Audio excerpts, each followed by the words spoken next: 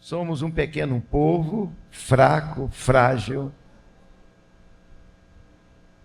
mas filhos de um Deus forte, eterno, todo-poderoso.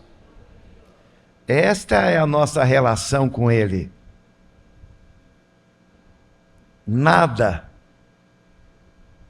por nós, tudo por Ele. Que bênção!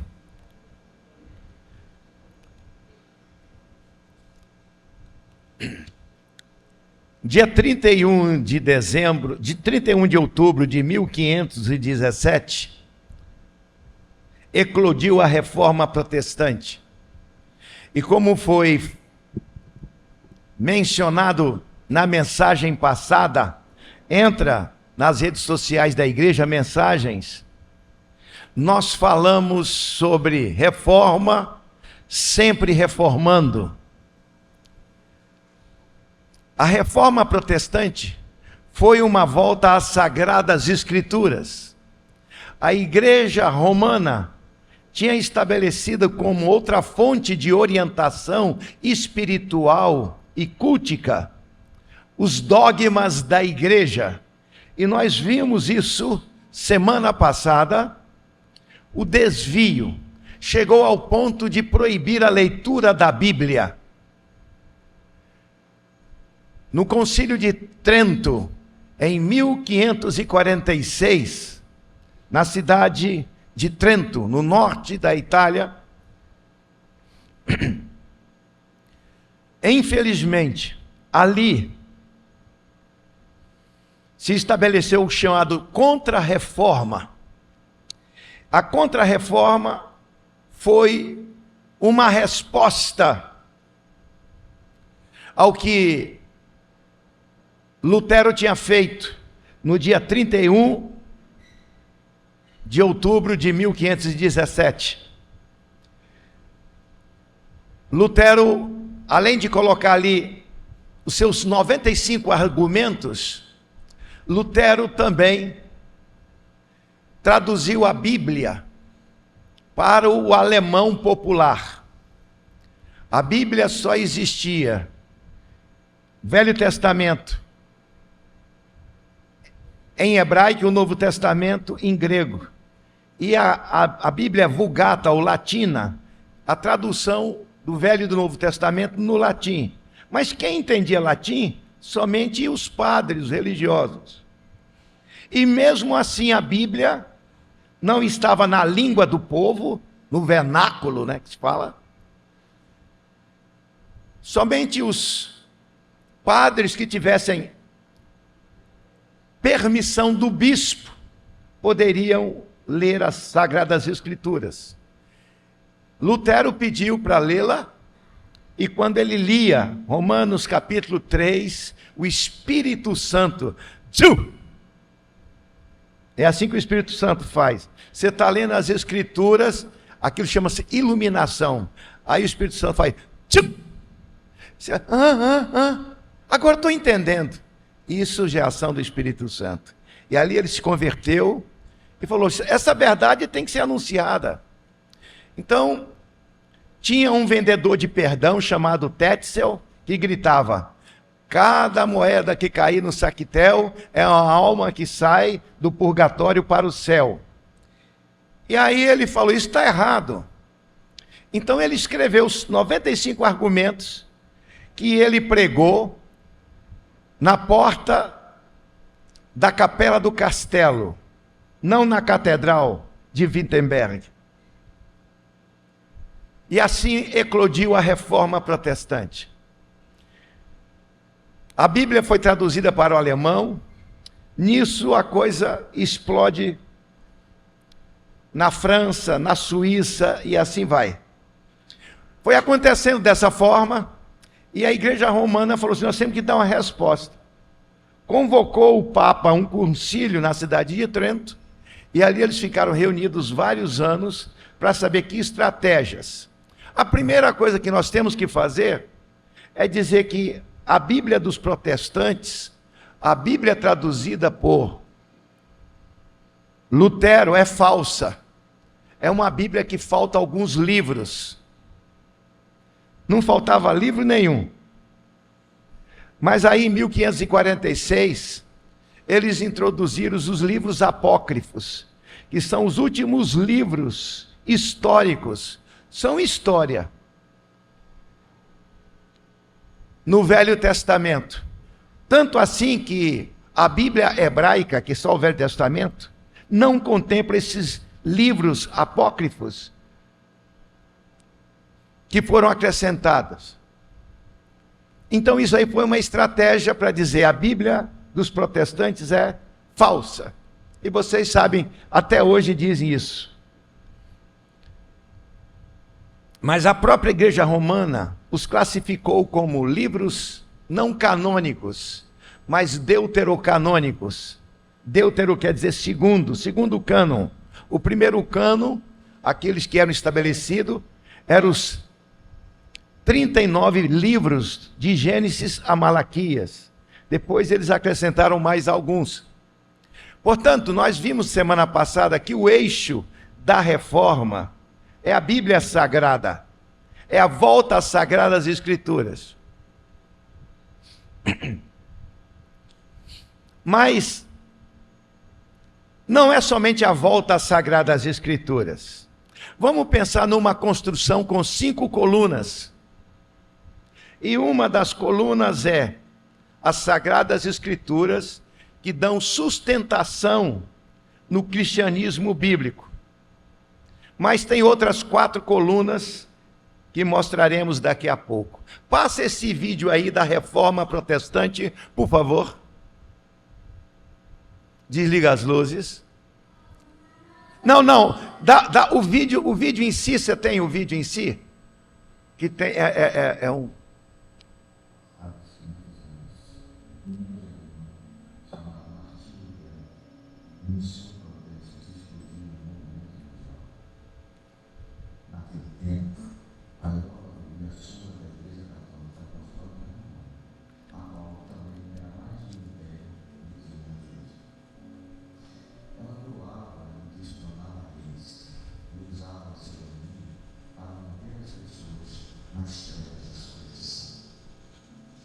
Que parecem mas de alguma maneira os dias da terra são muito parecidos com os nossos.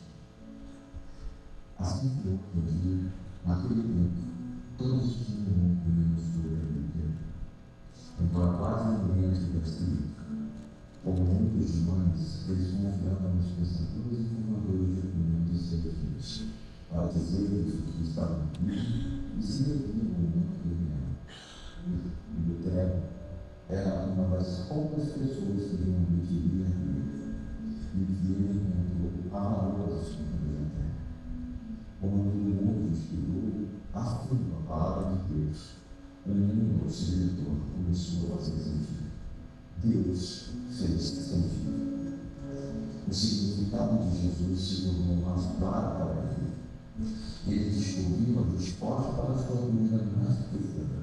Como o mal pode ser vencido, especificamente como teria que lidar com o seu próprio mal, o seu próprio pecado. Lutero descobriu que ele não podia fazer nada para resolver este problema por conta própria. Ele teria que confiar na obra final de Cristo Jesus suplente. Lutero havia descoberto a verdade central que distinguiu a sua vida. Estimulou o mundo. A reforma protestante, então, girava em torno de 2 coisas. Era sobre quem poderia dizer o que era verdade, e também sobre como reconciliar quem nós somos com quem Deus é. A reforma obedecendo a palavra de Deus é a autoridade final neste mundo, e que a vida perfeita e morte sacrificial de Jesus Cristo é a única saída para o mal e é a única base pela qual pecadores podem se reconciliar ou se colocar diante de Deus Santo. A reforma protestante é uma história de transformação, a transformação do ódio para o bem, da escravidão para a liberdade, da fé cega a gloriosa descoberta da verdade em Jesus Cristo. Obrigado. Portanto, o edifício do cristianismo bíblico, ele descansa sobre 5 pilares. E esses pilares são exclusivos, não têm concorrentes, eles são suficientes, em cada um na sua especificidade. O primeiro pilar, não há uma sequência que se deva observar, mas devemos saber quais são os 5 pilares, que é o conteúdo da reforma protestante.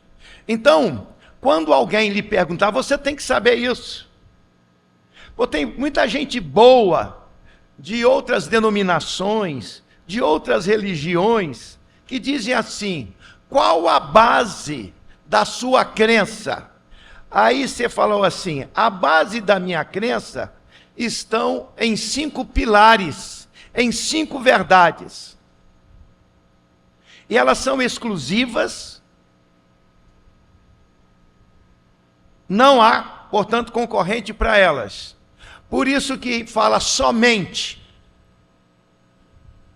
E em latim fala sola. Sola é somente em latim. Como que é somente em latim? Sola. A sola do sapato da nossa crença. A gente caminha nessa sola. Aí vocês vão lembrar de mais isso. Sola significa somente. Em espanhol fala solamente. Solamente uma vez amei a vida. Pastor, isso não é hora de cantar isso, né? Mas, irmãos, é assim. Agora vocês não vão esquecer mais, tá vendo? O povo só aprende o que não presta. Então, o sola significa somente, sola. E, portanto, vocês têm que saber disso para você defender a sua fé. E saber onde que isso diz nas Escrituras. Meus irmãos, hoje à noite é que nós mostraremos isso. Mas vou citar rapidamente agora. Nós vimos que a base da reforma protestante foi uma volta às Sagradas Escrituras. Entra nas redes sociais e busque a mensagem do domingo passado, reforma, sempre reformando, porque fala, nós não precisamos somente de uma reforma religiosa, comunitária, como igreja, volta à verdade, mas nós temos que ter reformas pessoais, contínua e progressivamente. A sua comunhão de hoje não garante a sua comunhão de amanhã. Então nós temos que estar sempre aperfeiçoando, sempre melhorando. Então essa é a ideia da mensagem passada, onde eu falo da reforma estrutural, religiosa na igreja cristã, e falo que isso também tem que desaguar na nossa vida. É o que nós veremos hoje muito, muito, muito. O fato da bênção ter chegado a nós, isso já não garante tudo. Se não houver obediência para que as bênçãos de Deus cheguem na sua vida. Não adianta o fato em si. Se não houver obediência para que as bênçãos prometidas ocorram em sua vida. Vimos semana passada no capítulo 6 de Hebreus, para quem estava aqui na aula. Mas isso ainda continua nos capítulos 7, 8, 9 e 10, que nós veremos rapidamente hoje. Mas são 5 verdades, ou 5 colunas, que dão sustentação. Por que é que a sua igreja é diferente? Aí você vai dizer, pelas exclusividades que a palavra de Deus nos dá, que a única orientação, a única cartilha é a palavra de Deus, só as Escrituras. 2, o único santo verdadeiro é o Santo Cristo. Tem até ali, né, a panificadora Santo Cristo. Mas ele é o único. Nós veremos isso hoje à noite. Outra, só a graça.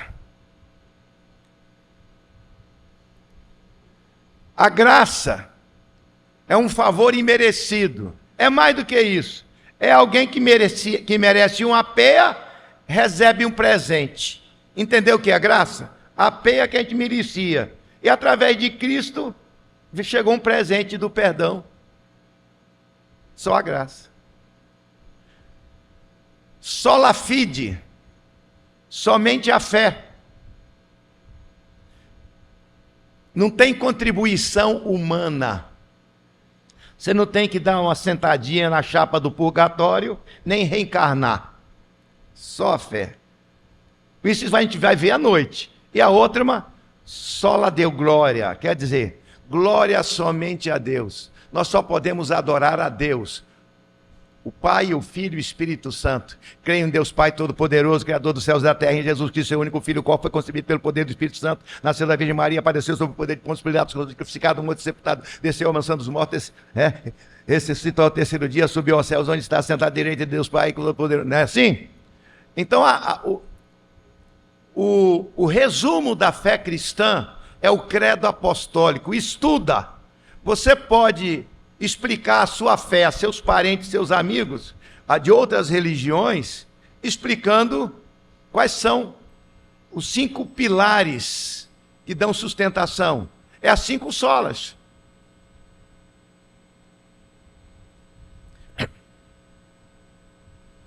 E veja as minhas netinhas, filhas do André, que hoje moram em Manaus. O André, casado com a Lali, tem 2 filhas. A maior chama Bianca, a segunda, e a menor Sofia. E antes no culto doméstico à noite, antes de dormir, nas orações, leitura da palavra, elas estavam a memorizar os 5 pilares que dão sustentação ao cristianismo bíblico. Por favor, desliga as luzes.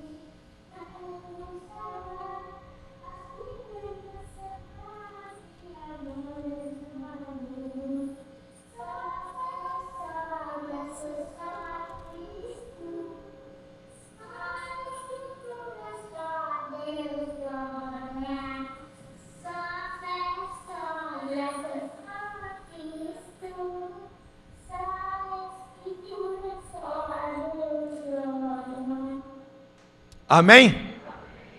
Não é bonitinho?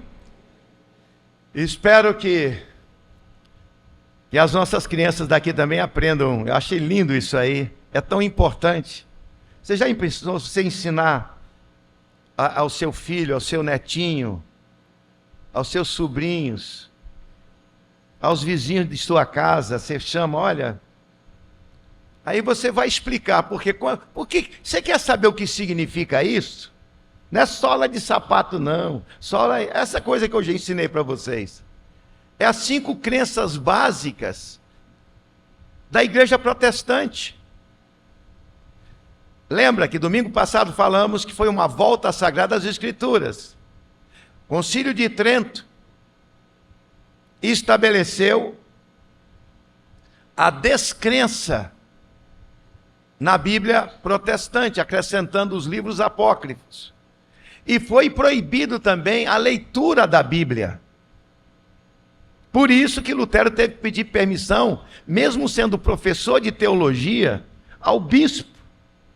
E na universidade ele teve acesso à Bíblia Vulgata ou Latina, e onde ele se converteu. E nós vimos isso semana passada, no culto, domingo à noite, falando sobre reforma, sempre reformando, mostramos isso. Capítulo 3. Pois todos pecaram e carecem da glória de Deus. Isso diz lá em Romanos 3, 23. Romanos 6, 23. Porque o salário do pecado é a morte, mas o dom gratuito de Deus é a vida eterna em Cristo Jesus. Então o capítulo 3, 4, 5 e 6 mostra exatamente isso, que a salvação é uma concessão divina, não uma conquista humana, nem uma parceria entre a divindade e a humanidade. Em todas as igrejas, em todas as religiões, a possível salvação é fruto da performance humana em observar as orientações da sua religião. Então, é assim que ensina. Então, se você é de uma religião, você tem que observar as orientações, a liturgia, de como é que eles estabelecem o seu culto, seja no budismo, seja no hinduísmo, seja no islamismo e assim por diante. Então a salvação é uma parceria entre a divindade e a humanidade. No cristianismo, não há essa parceria. É de responsabilidade inteiramente de Deus. Deus é o beneficiador da salvação e o homem é o beneficiário. Nós temos estudado Hebreus, vamos continuar estudando ainda hoje, semana que vem. Abram aí em Hebreus para vocês entenderem essa verdade.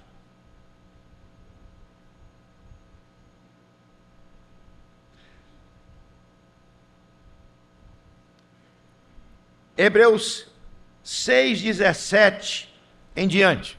Nós vamos fazer então um passeio, pode jogar as Sagradas Escrituras, Hebreus 6:17, por favor.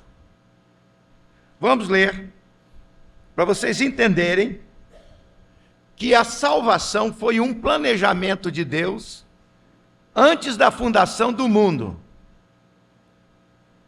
E Deus falou para Adão e Eva, depois que eles pecaram, sobre a salvação. O descendente da mulher, Jesus, esmagaria a cabeça da serpente, Satanás.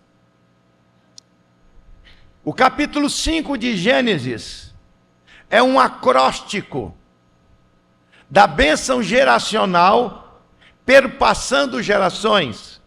Isso já foi mostrado várias vezes aqui. O capítulo 5, aqueles nomes ali, o seu significado é a afirmação de Deus da salvação futura. Aquela genealogia do capítulo 5. Esta aliança, ela perpassa a Sete, substituto de Abel, que foi morto por Caim, e de Abel vem Noé, e de Noé vem um dos 3 filhos dele, Sem. E de Sem veio Abraão. Capítulo 12 de Gênesis, Deus chama Abraão e agora não fica só na promessazinha, não. Ele faz uma aliança, vai no cartório do céu e faz um documento, prometendo o perdão, a salvação com Abraão. Gênesis 12, de 1 a 3. A aliança de Deus com Abraão, capítulo 15 de Gênesis. A cerimônia da aliança de Deus com Abraão, circuncisão, capítulo 17. Então você vai entendendo. Então a salvação já tinha sido prometida, estava escondido, estava na moita de Deus. Agora você vai entender aqui. Vamos ver se, voltando um pouquinho, só para a gente que está querendo correr demais, às vezes não tem condição. Versículo 13, desse capítulo 6. Dito isso, lembra que Deus agora faz uma cerimônia, onde ele acerta no cartório do céu a promessa da salvação, amém? Não ficou só na promessinha, não. Agora ele fez um documento. E esse documento está no capítulo 15 e 17 de Gênesis. Esqueça agora. Voltando agora para Abraão, em Hebreus capítulo 6, versículo 13. Vamos ler, por favor, juntos. Pois, quando Deus fez a promessa a Abraão, visto que não tinha ninguém superior por quem jurou por si mesmo, dizendo: certamente eu te abençoarei e te multiplicarei. E assim, depois de esperar com paciência, obteve Abraão a promessa. Pois os homens juram pelo que lhes é superior, e o juramento servindo de garantia para eles, e fim de toda contenda. Por isso, Deus, quando quis mostrar mais firmemente aos herdeiros da promessa a imutabilidade do seu propósito, se interpôs com juramento, para que, mediante duas coisas imutáveis, nas quais é impossível que Deus minta, forte alento tenhamos, nós que corremos para o refúgio, a fim de lançar mão da esperança proposta, a qual temos por âncora da alma, segura e firme, e que penetra além do véu, onde Jesus, como precursor, entrou por nós, tendo se tornado sumo sacerdote para sempre, segundo a ordem de Melquisedeque. Entendamos a história da redenção. A história da redenção foi planejada antes da fundação do mundo. Leia de joelho em cima, do caroço de milho de feijão, o capítulo 1 de Efésios, que Deus planejou antes da fundação do mundo. Ele sabia que Adão e Eva iam pecar tudo. E quando Adão e Eva pecou, ele já chega com a promessa. Gênesis 3,15. Capítulo 5, a perpetuação da geração, da perpetuação da promessa. Capítulo 5, é um acróstico de Gênesis. No capítulo 12, Deus chama Abraão, vamos fazer um negócio? Vamos. Aí ele chama Abraão, capítulo 12. No capítulo 15, Deus faz uma aliança, uma coisa meio esquisitona. Ele mata um bicho e fala: Abraão, corre aí no meio do bicho. Um bicho banda de um lado, banda de outro. Aí Deus correu, o fogo de Deus correu. Ali Deus fez aliança com Abraão. No capítulo 17, ele falou assim: ó, a bênção é para você e para os seus filhos. Vamos fazer o seguinte: vai ter um sinal em vocês. Como meu pai marca boi, lá no Mato Grosso marcava, tem a marca de Deus era a circuncisão, com todo macho. Capítulo 17.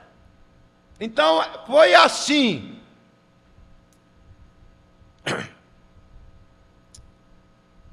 Nesse ínterim, depois, Abraão encontra um sacerdote do Deus Altíssimo. O nome dele é Melquisedeque. Isso está lá em Gênesis. Abraão, ele tinha lutado para se defender, e naquele tempo era o seguinte: quem vicia, pegava tudo do que tinha perdido. Então ele trouxe um tesouro, e quando ele trouxe um tesouro, ele encontrou o sacerdote de Deus, chamado Melquisedeque, e pagou o dízimo a Melquisedeque. Como é que chama o sacerdote que Abraão pagou o dízimo e abençoou Abraão? Pode pôr esse nome, eu conheci só um Melquisedeque na vida, que já morreu, acho que morreu de raiva. Por causa do nome, né? Ninguém põe esse nome em ninguém não, né? Mas o Melquisedeque da Bíblia é bacana. Então, Abraão chegou a Melquisedeque, e a Melquisedeque abençoou Abraão. Amém? Aí você sabe, Abraão teve Isaac, de Isaac teve Jacó, Jacó os 12 filhos, dos 12 filhos de Jacó, Levi foi escolhido para ser a família dos sacerdotes. De Levi vieram Moisés e Arão se tornou o representante do culto a Deus. Depois Eleazar, Nadab e Abiú fizeram besteira, foram mortos por Deus, Eleazar e assim por diante.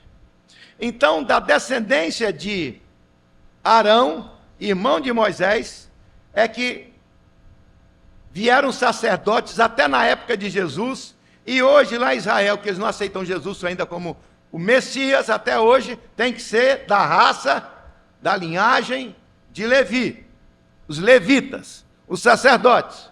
Somente eles poderiam ministrar. Dentro dos sacerdotes tinha o principal, chamado sumo sacerdote. Somente ele, uma vez por ano, podia abrir a cortina que separava o lugar santo do lugar santíssimo, ou santo dos santos, para jogar sangue em cima da tampa do baú da Arca da Aliança, que tinha os 10 mandamentos, que tinha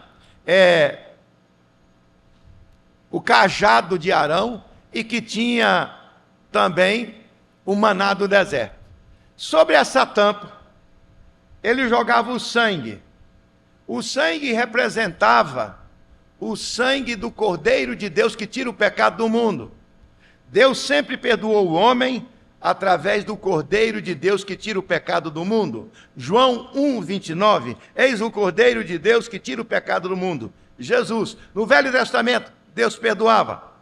Aquele sangue, e como todo o sangue de todo culto do Velho Testamento, representava o sangue de Cristo. Hebreus 9:22, não há tempo, porque sem derramamento de sangue não há perdão de pecados. Então, além dos cultos diários que havia no lugar santo, no lugar santíssimo, o sumo sacerdote entrava uma vez por ano, no dia do Yom Kippur, o dia do perdão, jogava sangue em cima da tampa do baú, chamado propiciatório. E ali Deus era propício aos pecadores. Alguém pagou com a vida. Aquele animalzinho representava o Cordeiro de Deus, Jesus. Só o sumo sacerdote entrava lá no Santo dos Santos uma vez por ano.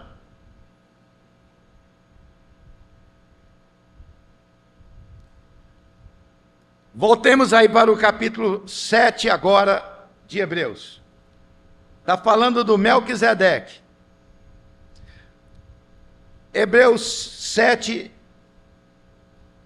de 1 a 3. Vamos juntos? Porque esse Melquisedeque, rei de Salém, sacerdote que saiu ao encontro de Abraão, quando voltava da matança dos reis, e abençoou, para o qual também Abraão separou o dízimo de tudo. Primeiramente se interpreta rei de justiça, depois também é rei de Salém, ou seja, rei de paz, sem pai, sem mãe, sem genealogia, que não teve princípio de dias, nem fim de existência, entretanto, feito semelhante ao Filho de Deus.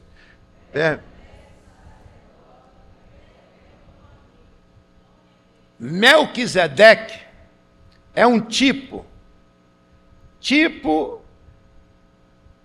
é alguém que representa Cristo.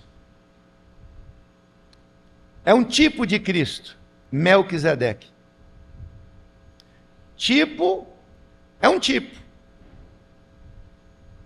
Não é o próprio Cristo. Amém? Tipificava, representava, era a figuração de Cristo. Por isso que fala de Melquisedeque. Mas ele foi um sacerdote de Deus, tanto assim que Abraão foi até ele ser abençoado e pagou o dízimo. E tem crente que é contra dízimo. Não, dízimo só tem na lei de Moisés. A lei de Moisés acabou, caducou, não preciso mais pagar dízimo não, eu vou é comer. Vou trocar de geladeira, vou trocar de vestido. Mulher nunca acha que tem sapato suficiente, nem bolsa, nem cinto. Né, não? E deixa estar comendo dízimo, comprando essas coisas. E o homem trocando de carro. Irmão, dízimo é de Deus, viu? Então Melquisedeque, muito tempo antes de Moisés, recebeu o dízimo de Abraão.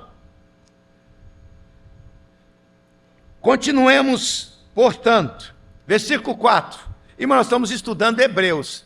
A gente tem que, se a gente para estudar Hebreus, tem que estudar. Então, para entender, tem que entender quem está o de Melquisedeque, o que ele significa. Versículo 4 em diante, vamos lá? Considerai, pois, como era grande esse a quem Abraão, o patriarca, pagou o dízimo, tirado dos melhores despojos.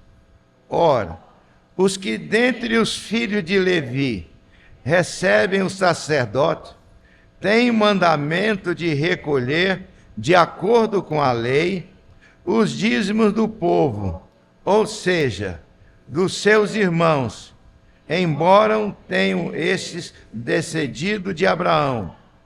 Entretanto, aquele cuja genealogia não se inclui entre eles, recebeu dízimos de Abraão e abençoou o que tinha as promessas.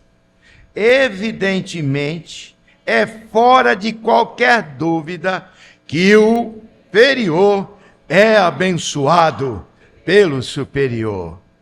Aliás, aqui são os homens mortais os que recebem dízimos, porém ali aquele a quem se testifica que vive,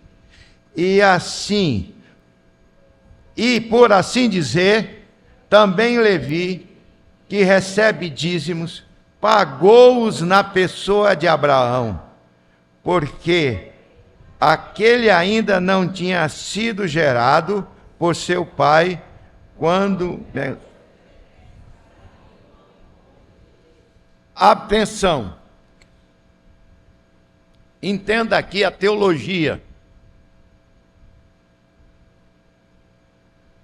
Abraão pagou dízimo a Melquisedeque. Abraão teve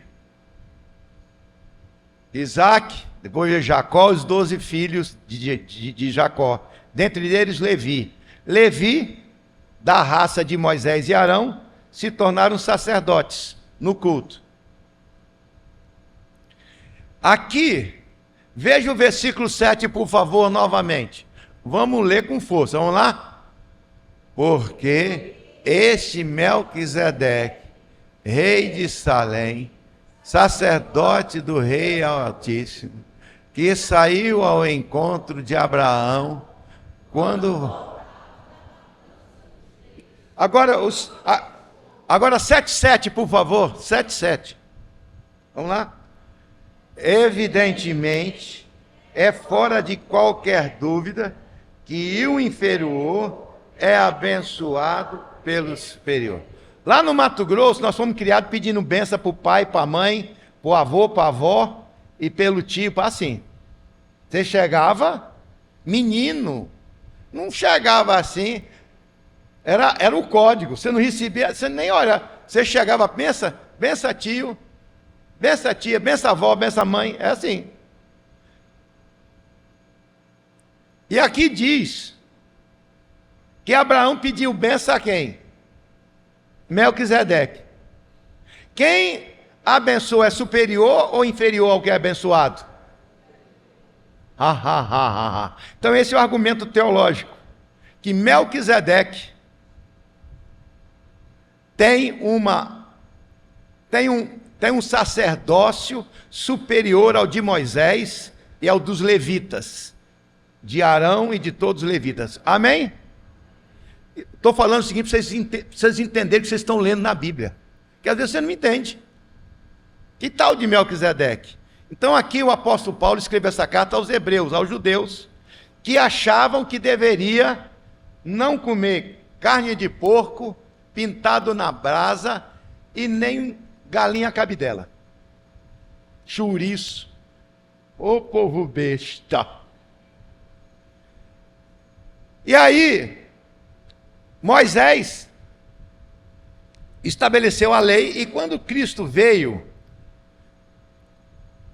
não se fez mais necessário seguir o ritual religioso do Velho Testamento, a liturgia do Velho Testamento, porque o Velho Testamento tipificava o Novo Testamento. A velha aliança, a antiga aliança, tipificava, representava a nova aliança. Como eu digo, quando eu estava longe da Raquel, eu beijava a fotografia dela debaixo das cobertas. Mas depois que a Raquel encontrava comigo, eu beijava os beiços dela. Você está entendendo que eu não ia ficar beijando fotografia? Eu ia beijar os beiços dela. Só beija a fotografia se eu fosse besta. Não era besta, eu era espertinho. Entendeu? Então, o que está falando é o seguinte: o Velho Testamento era fotografia, mas a pessoa real é Cristo, a nova aliança. Esse é o cálice da nova aliança no meu sangue. Abram aí só um pouquinho para vocês entenderem. Hebreus 10, 1. Isso aqui nós já falamos várias vezes. Mas vamos lá, vamos ler juntos? Hebreus 10, 1, com força. Ora, visto que a lei tem sombra dos bens vindouros, não a imagem real das coisas, nunca jamais pode tornar perfeitos os ofertanos com os mesmos sacrifícios que ano após ano, perpetuamente, eles oferecem. Então, a religião de Moisés, dos levitas, eram como hoje ainda é na igreja romana. É um processo contínuo para você ter a graça de Deus. Então a igreja romana, e também às vezes a Assembleia de Deus, as igrejas neopentecostais, você tem que fazer por onde merecer. Porque está escrito na Bíblia deles: faça a tua parte, diz Deus, que eu te ajudarei. Me mostra, infeliz, onde que Deus pede sua adjutória? Faça a tua... não tem participação humana. A salvação é autoria divina, 100% Deus. Você não dá um jeitinho, mas a gente tem que fazer a parte. Não tem nada não. Se você pôr a mão, você apodrece a obra de Cristo. Amém? Então está dizendo aqui que aquilo tudo era figuração. Mas os judeus ainda queriam continuar no ritual, na liturgia, conforme a lei de Moisés. Gente, acorda! A lei de Moisés tipificava, Cristo veio. Para com isso! Não deixe de beijar a fotografia, seu besta. Entenderam agora?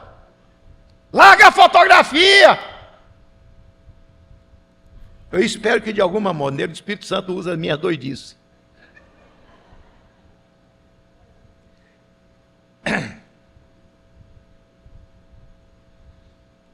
Então, no capítulo 7 está falando que o sacerdócio de Moisés, de Arão, de Levi, dos levitas, era transitório. Transitório quer dizer de um tempo em trânsito, em movimento, que tem começo, meio e fim. É transitório.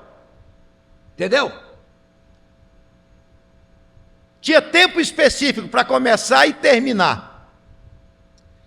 Veja, portanto, o versículo 11. Vamos ler juntos? 7:11, vamos lá. 7:11, meu filho. Vamos lá. Se, portanto, a perfeição houvera mediante o sacerdócio levítico, pois nele baseado o povo recebeu a lei, e necessidade havia ainda de que se levantasse outro sacerdote, segundo a ordem de Melquisedeque, que não fosse contado segundo a ordem de Arão. Agora, só um pouquinho aí. Versículo 17. Versículo 17, vamos lá? Portanto, tu és sacerdote para sempre, segundo a ordem de Melquisedeque. Portanto, por um ano, 18, meu filho. Portanto, por um lado, se revoga a ordenação anterior, por causa de sua fraqueza e inutilidade. Pois a lei nunca aperfeiçoou coisa alguma. E, por outro lado, se introduz esperança superior, pelo que nós chegamos a Deus. Tá bom? Aqui está falando claramente que o sacerdócio estabelecido por Moisés no culto do Velho Testamento tinha validade temporária, porque ele tipificava, representava o sacerdócio de Cristo que viria no futuro. E aí mostra que ao homem é impossível, por obediência extrema da lei, ser declarado puro, santo e justo. Versículo 19, por favor, novamente. 7:19, vamos lá. Pois a lei nunca aperfeiçoou coisa alguma, e por outro lado, se introduz esperança superior, pela qual nos achegamos a Deus. Então nós falamos de Abraão pagou fez o culto, né? Participou do culto com o sacerdote Melquisedeque. Melquisedeque o abençoou, recebeu o dízimo. De Abraão veio os levitas. Os levitas foram responsáveis pelo culto, que Deus entregou a liturgia do culto, as leis, a Moisés. E eles tinham que observar aquilo ali. Mas aquilo ali não tinha como objetivo trazer santificação ao homem por méritos próprios. A lei, meu irmão, era para matar de cansaço. Não pode isso, não pode aquilo, não pode isso, não pode aquilo. Tem que fazer assim, tem que fazer assado. Ai, não pode isso. Quem que aguenta um negócio desse? Não pode, tem, pode, que pode. Faz, não faz. Quem que aguenta? Era para matar de cansado. Sabe qual é o objetivo da lei? Entre outras, mostrar que é impossível a gente aguentar. Não é um tererê de Deus, não pode, faz, cui. Quem que aguenta? Era para matar de cansado. Meu Deus, eu não aguento não, eu me esforço e não aguento. Aí Deus fala, portanto, eu providenciei então uma saída para você. O meu filho obedece a lei no seu lugar.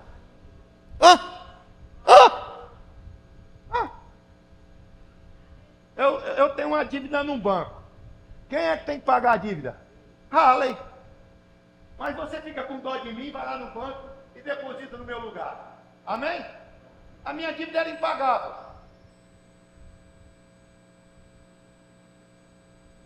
Cristo pagou a nossa dívida com Deus em nosso lugar.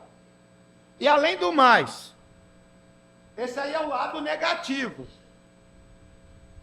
Cristo pagou pelo nosso crime na cruz. É o lado negativo. Ele foi punido, a sentença sobre ele, pagou. Mas além de pagar, eu falei assim, painho, não cobra de Joãozinho, não. Ah, mas ele não fez.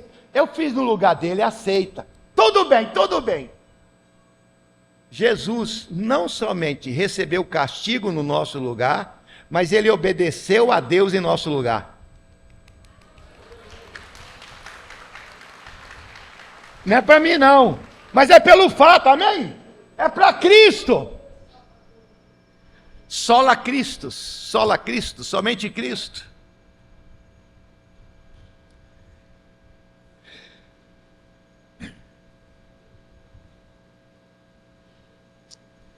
A lei, portanto, diz que, pelo Espírito Santo, nunca aperfeiçoou ninguém. Versículo 22, do capítulo 7, por favor. 7:22, vamos lá. Por isso mesmo, Jesus se tornou fiador de superior aliança. Amém? Irmão, é Cristo, somente Cristo. Nós vamos ir pulando algumas coisas.